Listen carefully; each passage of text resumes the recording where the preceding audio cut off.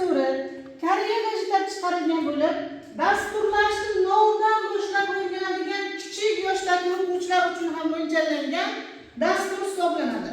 Bu dastur tayyor kodlar yordamida ishlaydi va mana shu kodlarni olib kelib joyiga joylashtirganimizdan keyin har bitta spraytlarimiz nimaga keladi?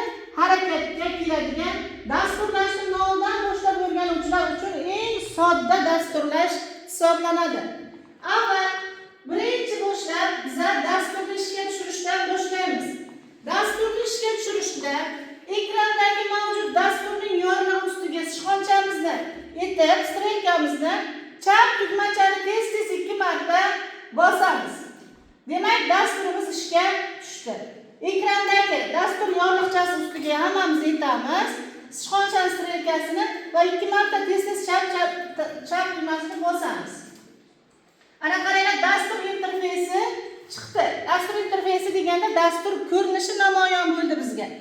Menyular bo'limi, kodlar bo'limi, bu yerda kodlarni suradigan sahifamiz mana bu yerda spraytcha harakatlanadi.